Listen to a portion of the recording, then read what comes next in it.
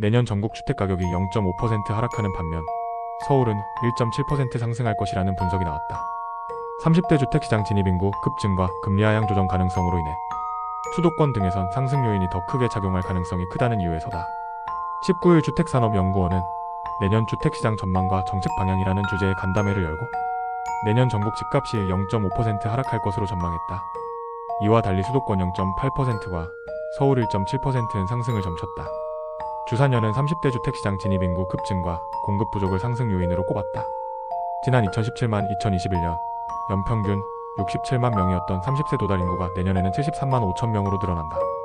인허가 물량도 지난 2017만 2021년 5년 평균 54만 가구였던 것이 내년 33만 가구로 집계됐다.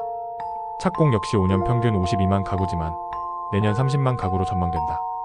주산연 관계자는 내년에는 탄핵과 경기 침체, 강력한 대출 규제 등 집값 하락 요인도 있지만 금리 하향 조정, 주택시장 진입인구 증가, 공급 부족 누적 등 상승 요인이 더 커서 수도권과 일부 광역시는 상승이 전망된다고 말했다.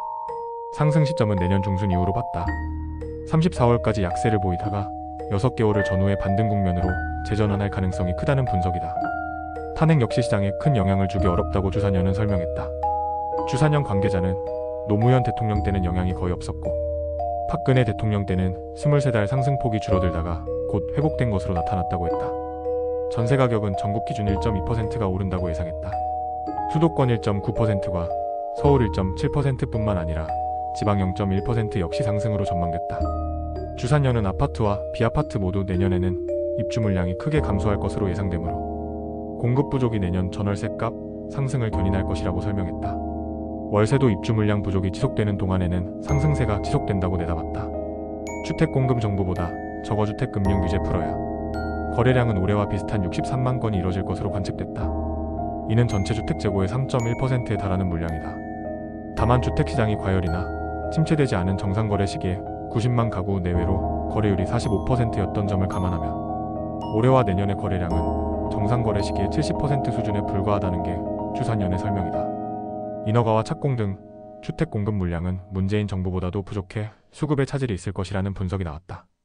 인허가는 올해 35만 가구보다 조금 줄어든 33만 가구 문정부 5년 평균 54만 가구, 착공은 LH 등 공공부문 착공 물량 증가에 올해 26만 가구, 보다 늘어난 30만 가구 문정부 평균 52만 가구를 기록할 전망이다. 분양도 올해 23만 가구보다 증가한 25만 가구 문정부 평균 32만 가구, 준공은 올해 44만 가구보다 줄어든 33만 가구 문정부 평균 52만 가구로 예상됐다. 주산연은 LH 등 공공부문에서 공급 물량을 늘리고 있으나 연평균 45만 가구 내외의 수요 증가에 정부 추산 기준 비해서는 크게 부족한 수준으로 윤 정부 출범 이후 내년 말까지 4년 동안 50만여 가구의 공급 부족이 누적될 것으로 예상된다고 전했다. 내년 주택 정책은 건축비 문제와 프로젝트 파이낸싱 PF 경색, 과도한 기부 체납 등을 개선하는 데 중점을 둬야 한다고 제언했다. 공공택지 개발 절차를 단축해 3기 신도시에서 주택 공급을 앞당겨야 한다고도 했다. 특히 주택담보대출과 PF 가산금리를 적용하는 것에 대해 비판의 목소리를 냈다. 서종대 주산연 대표는 기준금리는 낮아지는데 조달금리는 높아지고 있다며 은행이 폭리를 취하고 있다. 실수요자에게 가산금리 적용하면 되겠는가? 말이 안 되는 일을 하고 있다고 지적했다.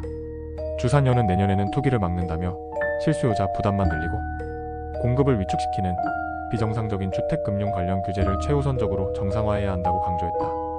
구독, 좋아요 부탁할게요.